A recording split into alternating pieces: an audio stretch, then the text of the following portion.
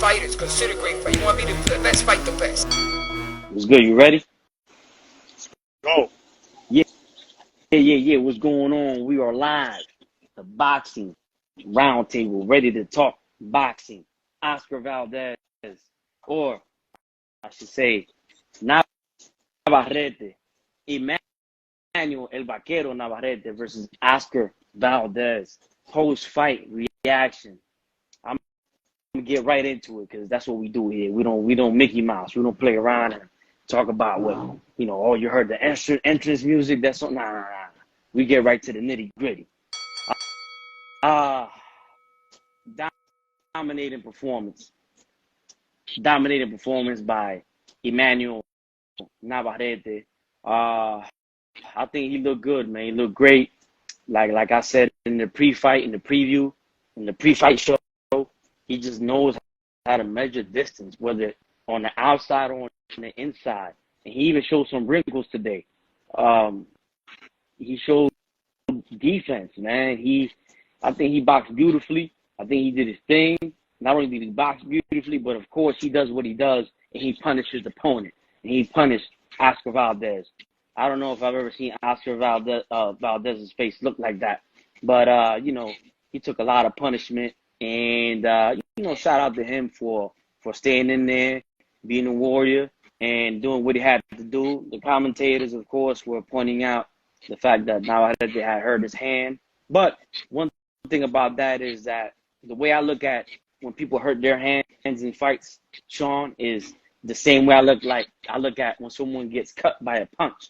It happened in the fight because of a fight. So that kind of shit happens in the fight. You got to suck it up and you got to fight through it. Hey, if you can't go on with that cut, that's a knockout, right? If someone's cut you with a glove. If you can't go on because of your hand, you lose a fight too.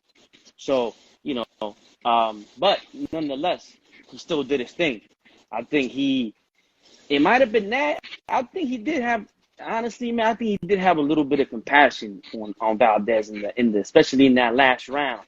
It looked like he pulled away a little bit, but nonetheless, a beat down, and Oscar Valdez, I would say, won about 4 rounds. There were some rounds that Navarrete took off because of the hand or whatever, but I didn't like some of the inactivity I saw in the mid rounds. I know you noticed that. It was some rounds where he was just, just lobbing a jab out there, just touching Valdez, not really doing anything. And I don't know why. He didn't look tired. He was fresh. He looked like he just came out the shower.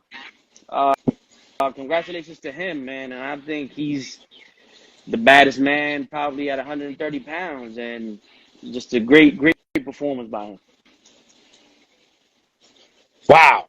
Phenomenal performance, man. And I'll tell you this, right? He's a fighter that he's always must-see TV. That's for a fact, right? First, let's put it like this.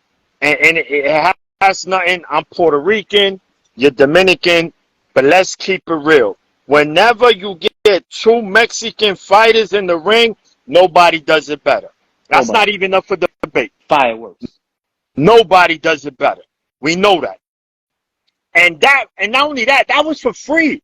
That should have been pay-per-view. That would have been worth $85. You understand? And we got it for free on ESPN, bro. A fight. Wow. That's just amazing fight. Valdez. Let's start with Valdez. Man, that dude's heart is from here to Pluto, bro. Because the beating he was taking. First of all, in the past, he's already shown it. He's fought with a broken jaw before. He's been down before. So toughness is in his DNA. So we know he wasn't going to lay down in this fight. I did pick Navarrete to win by stoppage late, 11th round. It looked like it could have gone that way. But, I think the pace of the fight, I'm not going to say Navarrete was tired, but maybe he was pacing himself a little more towards the later stage of the fight because the dude threw over 1,000 punches in this fight, bro. Again, let me repeat that. He threw over 1,000 punches. And in that last round, he threw over 100. bro, I never seen no one with that kind of stamina. That shit is not fucking. That's not real, bro. I mean, we know it's real, but that's crazy. And then, well, Pacquiao used to throw over 1,000 punches a fight. Paul Williams was Pacquiao and Paul Williams. Yeah. I mean, not normally. This is Navarrete, and mind you, this is with quote unquote. He might have had an injury to his right hand. He said no, but we see him, like you said, just like just throwing it out there. If he not really. if he did it, it happened in the fight. Listen, no, but that's like you said. That's no excuse. It's same. You go in, you get injured. Yo, you got to get through it. That's it. Navarrete, what makes him so great is that he, again, as we all know, he's awkward, but he's very intelligent. That's the scary part. That's the next element to it. He's intelligent. He chooses his punches. He knows when to throw. He don't get reckless. And he doesn't get reckless. And he showed defense tonight too. He showed a lot of defense. Yo, the way he slipped punches today, that was crazy, bro. Even my wifey was like, damn, baby, he's ducking those punches. I said, baby, that's called slipping. But anyway, she's learning. And because Valdez was throwing with authority. You know, he was loading. He was loading up on those punches a lot. But Navarrete, man, he saw them. He knew they was coming. He got caught with a couple of them, but none of them hurt him. And he's one fighter, bro, that, yo, his face, he could go, he's in the club right now because it looked like he just woke up. How you get, even Bradley mentioned it. Like, yo, bro, look at his face. He got punched, but it's not a scratch. It's crazy. Clean. James, no, man, I think, like you mentioned, man, he's definitely one of those guys that you must watch, and I'm really proud of him, man, and he's definitely up there. He's up there in the sport, and I think what he's accomplished now, I'm not going to say that a win over Valdez puts him on a pound-for-pound list, but I think that his dominance over almost everyone, I think we have to put him on the pound-for-pound list because ain't nobody beating him. And not only ain't nobody beating him, he beating everybody up and destroying them and knocking them out and stopping them. And he didn't do it with Valdez, but shit, he might as well because that kind of punishment, that's the kind of punishment that usually the doctor goes up and checks him a couple times. But I guess the doctor's like, nah, fuck it, these niggas Mexican. Let them, you know. In the Mexican fight, they didn't bring no doctor. They didn't bring no doctor. They said you died. Either you lose or you die. And that is not us being offensive towards them. That's us giving them respect and acknowledging how much, what kind of warriors that they are. And you know, they definitely bring the heat in boxing and they keep us entertained, man. So shout out to the people from Mexico for doing definitely. Yo, Dream, my man James said, who does he have to fight to be on the pound-for-pound list? For me, nobody. I think he's up there. I think, listen, there's guys on there that shouldn't be on there. I think I could put him in there top, I put him in there number 6, top 5, no problem. No problem. I mean, they got people in there that I don't think should even be up there. So I don't think he's I think he's definitely a pound-for-pound fighter. So check this out, right? First of all, we saw Valdez's eye, bro. It was closed. It was closed, bro. I mean, but he kept pushing. Again, the heart of a true warrior, man. Mexicans never fail us, bro. They like the IRS. They never gonna fail you. They gonna tax you, bro. The Mexicans are gonna put on the show. But I got something. So this is what I want. And we spoke about it briefly. In the way to skip 126, go right to 130, and fight Navarrete. Tell me that's not a fight that we must see, bro. Because I said it's going to take a Mexican or a very skilled African-American fighter to beat an Inoue. And Navarrete possesses the tools. I'm not saying he will beat him, but he can beat him because his volume, his stamina, his chin, his skill, his defense, like, bro, he could beat Inoue. I would love to see that fight. What you think? I mean, all right. We know that Inoue is a monster. But, I think we got to slow down just a little bit because that's only 5 pounds less than him fighting Gervonta Davis. And people think that's crazy. So, would you really want to see him come up all that weight and get punched by a man like Navarrete? I'm not saying that he can't beat Navarrete. I think he's explosive enough. But I do think it is a big jump. And what does he have to win, right? Who is Navarrete for him anyway? To me, Navarrete is a great fighter, Mexican champion, 3-division champion now. Is that a big fight? Can you sell it? Would Navarrete go to Japan? If I was Navarrete, I wouldn't because he's Mexican. He got a big crowd over here. He got a big crowd in Mexico. They could do it somewhere in LA. You got the Asians there, and you got the Mexicans in that area too. I don't know, man. But I would say, is it doable? Yes. And would I see it? Would I like to see it? I would say, yeah. And believe it or not, based on what I saw tonight, and based on the kind of shape that these two men are in, and usually come in, I might even pick Inoue in that fight, man, because I think he just comes in much better shape. Navarrete, he's just a superior. And I mentioned that to you. He's a superior caliber fighter. He's just a superior caliber fighter. And that doesn't mean you got to be a superior boxer. No, he's just better. He's just better than Valdez. And that's what he showed tonight. I said it on the pre-fight. I wasn't big on Valdez. I respect him as a person. I like him as a person, even though a lot of people don't like when people get caught on shit. And, we look down upon people like that because this is a serious sport, a dangerous sport. And any kind of advantage you're trying to do illegally is not appreciated. But, as a person and the way he handles himself before and after fights, he's definitely a very respectable guy. And shout out to Valdez, and he's doing good. I saw the Made in Mexico that they did with both of them. And, for a guy in the lower weight classes, he's done good in his life. He's made a lot of money. And he can continue to fight, but I don't know, what for now. Yeah, I mean, he got to take a rest, obviously, right? And then sit down with his team and just think and talk about what's best for him moving forward.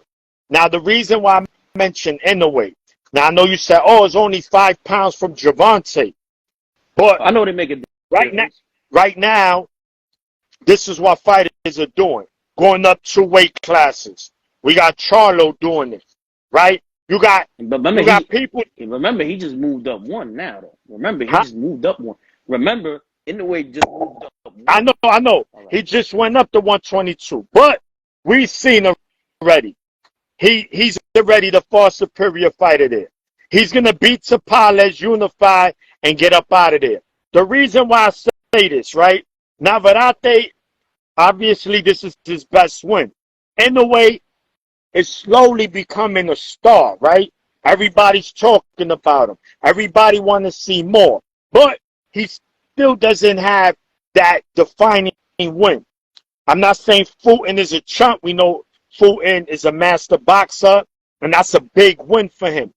But to fight someone like Navarrete, and Navarrete to fight someone like Inoue, I think that's a fight that makes sense in many ways for both fighters, because now after tonight's performance, for those who wasn't really looking at Navarrete like that, now they know he's must see. Anyway, for those who wasn't really watching him before the Fulton fight, now they watching him. So right now, to me, that'll be the clash of the Titans right there. Navarrete, Inoue. Now, I'm not saying that has to happen. I'm not saying if Inoue doesn't go to 130, he's ducking. No, that'd be stupid to say that. I got a question. But I'm just saying, that'll make, to me, it makes the most sense right now. Unless Navarrete they're going to go to 135 and try to fight someone like Shakur Stevenson. Well, my question is, though, you text me during the fight. You said, yo, this is top rank. They might get help Valdez out with the decision. So my question is, well, isn't Navarrete the top rank as well? Yeah.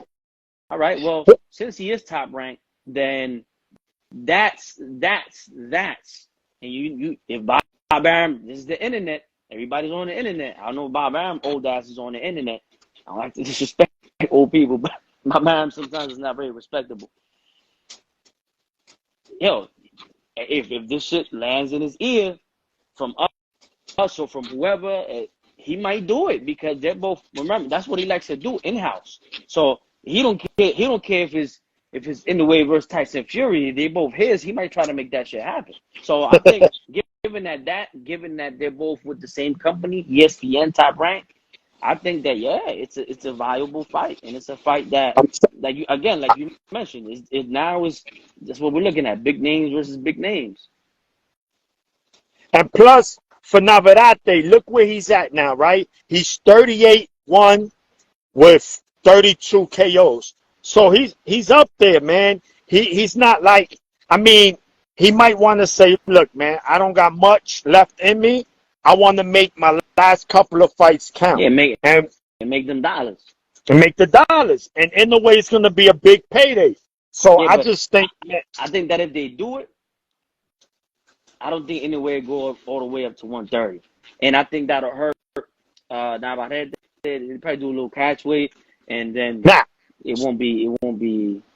Now, if it's going to be a catch weight, then it's going to favor Inoue.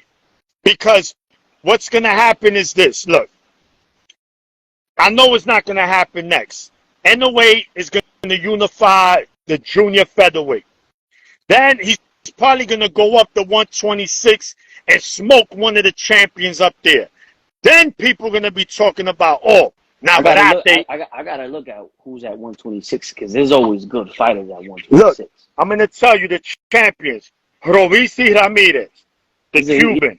He's a good fighter. I think Inoue give him that work, but he's good. Luis Alberto Lopez, a Mexican. He has a very similar style to Navarrete. I mean, the way he throws punches, awkward. He doesn't have the volume. He's not as tall. But he has that same awkward style. He's the one that stopped Michael Conlan a couple of months ago. He's tough. Who's the other two at 126? Shit. Anyway, Ray Vargas. He's short. Ray Vargas. And then I forgot who's the and I think and Lee Wood. And Lee Wood. That's a good fight. That's interesting. Lee Wood. So those are the four champions at 126. So you know what I'm saying? He'll be favored to me in the way against all those 126. They'll be good fights. But I'm telling you, it's going to come up. Because if people talking about Gervonta Davis going to 147 to fight Crawford, why we can't talk about Inoue going to 130 to fight Navarrete? It's the same thing. It's the same thing. You're right. So, look, man, I would love to see it. But if it doesn't happen, it's fine. But I think it's a mega fight. It's going to be a must-see fight. Those are champions. You also got Brandon Figueroa. They have him listed here at 126. Who? Nah. Who basically Ramirez is at 122. Nah. So he's a featherweight. Well, why they got Brandon Figueroa at 126 right here? He might have moved up. All right. Well, Brandon Figueroa, that's a good fight. Lee Wood. Yeah. Basically Ramirez. I mean, it's a good fight, entertainment-wise, because what would that be for Inoue? He just beat the guy that beat him. So, and not only that, Brandon Figueroa is going to be right there. He's going to be there to get hit. Ray Vargas and Luis Alberto Lopez. All right. All right. Well, anyway, man, that was a good. I think it was not. I don't think it was a great fight, but I think it was a great performance by Navarrete because it was the fight to me was pretty one sided. One-sided. It was, listen, to me, it was a great one-sided fight because of the heart that Valdez displayed, and he was landing some shit, man. But yo, Navarrete, bro, it's like hitting the refrigerator. Yo, it's just it's like nothing. Yo, Yeah, I think too that Valdez. Again, we both picked Navarrete to win. yeah, I think that Valdez is a little small for him, just a little small for him, and punching up, he really didn't have much on his punches. He caught him with a couple of good shots, but he doesn't really fully turn his glove over. Never really hurt Navarrete. Anyway, like you said, very good one-sided fight. Much better than that atrocity that we saw early on this afternoon, which we're going to move on to right now. Anthony Joshua versus Robert Helenius. You know, we were talking during the fight, and I mentioned how much I respect Anthony Joshua as a person, the way he conducts himself as a gentleman, Robert Helenius as well. But, man, you got people paying their hard-earned money to show up to these fights and fill up these stadiums. Money is not easy to get right now. You're a working man. I'm a working man. We know how hard the situation is. Come on, man. Navarrete and Valdez got it popping. They gave us a performance. The Mexican fans that was there, they were cheering. They got their money's worth. What's up with Anthony Joshua, man? I thought that performance was disgraceful. People gonna talk about the knock. Oh, but he knocked him out. No. He was supposed to do that from the gate. Latest round 4, first, second, third round. He wasn't throwing punches. He wasn't showing anything. What was Anthony Joshua doing in there for 9, 10 rounds or however long? He even allowed Helenius to hit him with jabs, and even you saw one of his, I think it was his left side. He had a little welt there. Come on, he was bleeding. Come on, this dude just came. He got a 5-day notice to fight you, man. What are you doing, man? What's going on? Yeah, I was. It's funny, right? I went on live after that fight with my man Fight Night X. Salute to my brother Fight Night X. I don't know, for some reason he loves Joshua, and he's like, he's a former 2-time champion. I said, listen, he's not a special fighter. I said the only thing, he has a very good jab. He doesn't do nothing else. He walks in a straight line. He has no head movement. He doesn't throw combinations. He doesn't do nothing. He's a very basic fighter. And I'm like, volume, damn. No volume. No volume. His power was crazy. And I said it before in the pre-fight. This dude, he could punch, man. Then why doesn't he? He's very strong. We know that. He got, look, of his 26 wins, 23 are via knockout. Yeah, so he could punch. He's a puncher that doesn't like to punch. Yeah, that's why he's very conservative, bro. It's like he's holding back. He needs to stop it. Look, this is the bottom line. What I saw today from Joshua was horrible. It was bad. It was just a bad performance. Yeah, he KO'd him. Oh, but Wilder was struggling with Ortiz before he KO'd him. I said, you cannot compare Ortiz to no Helenius. Ortiz was nice. Yeah. Ortiz got skill. Yeah. You know what I'm saying? But, all right, he got the stoppage. But you saw his face. It looked like it was the first of the month for a female, that time of the month. The way he was bleeding. Helenius was popping him with that jab. He wants Wilder next. Good. Because you know what Wilder's going to do? He's going to put him in permanent retirement. I promise you, not only he's going to beat Joshua, but he's going to stop him and stop him ugly. But when I saw the fight, it was maybe round 2, and I texted you, I said, yo, this dude should retire. And that's from watching the fight. And I didn't say that based on that he looked done or that just his performance, his lack of fire, his lack of desire. Like, bro, you got mad money. Are you really into this? Do you really want to fight? Or would you rather be on the morning shows over there in the UK and do, I don't know whatever else he's doing over there? Because it seems that when he goes into to the ring, he don't really want to be there. He don't really want to fight. He treats it like it's a sparring session. People ain't Wilder ain't gonna come over there to play with you. Wilder's not gonna be there to play with you. So that kind of Joshua, Wilder takes him out in 1 or 2 rounds. And again, I understand the guy who was fighting, blah blah blah. Maybe he fights at the level of his competition because he looked good against Usyk in the loss. He fought a good fight. That was a very good heavyweight fight. He hurt Usyk. He was fighting, and we all know Usyk is that dude right now, heavyweight. They got him as a pound for pound fighter. He's a very good fighter. So he's much better than Robert Helenius, and he did, even though in the loss he performed much better than he did against Helenius. So maybe it's that he's one of those guys that fights up to the level of his competition. I don't know. But I think either way, I've never really favored him to beat Wilder. And after today's performance, definitely not. Yeah, I just think no one in the heavyweight beats Wilder with the exception of Fury. Usyk has a good chance because he could box. But the question is, can he hold that punch? Because I don't care who you are. Wilder's going to land on everybody he fight. I don't care. I don't think he could hold that. The only one guy that maybe could hold that and does have a nice chance to beat him, and he was probably, I would still favor Wilder, is Andy Ruiz. Because, he could box and punch, but supposedly they were negotiating and that fell through. Yeah, man. Look, this is what I say, man. The heavyweight division, we got the top fighter fighting in Popeye's parking lot against whoever you have, Nagano. Like, shit is a joke, but this is what boxing, this is a lot of fighters, they go on that route because they know it's a quick cash grab.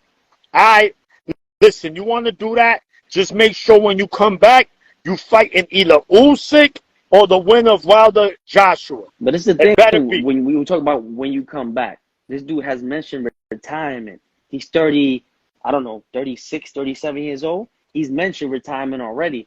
So what more is he going to have left after this, whatever that is? Because listen, Fury against Usyk and Joshua will be huge. Big payday. We know that, right? So he could talk what he wants. But at the end of the day, money talk and bullshit walk. He's got plenty of that already, though. Yeah, but listen, you can never have plenty of money. Anybody will tell you. Mayweather, he hit $1 billion, and he's still fighting exhibitions to get millions because you can never have enough money. I'm not saying that he fights 3-4 more fights, but I could see him after the Nagano fight, he fight maybe 1, maybe 2 more, and then he call it a day. All right, man. We're going to keep this short and sweet because we're doing it on the IG Live, and then we want to transfer it. So I don't want it to be too long, so then we can't put it on the YouTube. But you already know, man, this has been another post-fight show, immediate reaction from the boxing roundtable. Oscar Valdez versus El Vaquero Navarrete and Anthony Joshua versus Robert Helenius. Comment, like, share, subscribe, keep showing love, and we're going to keep bringing that heat. You already know Maniac. Have a good night, man. Yo, good night, brother. One. Peace.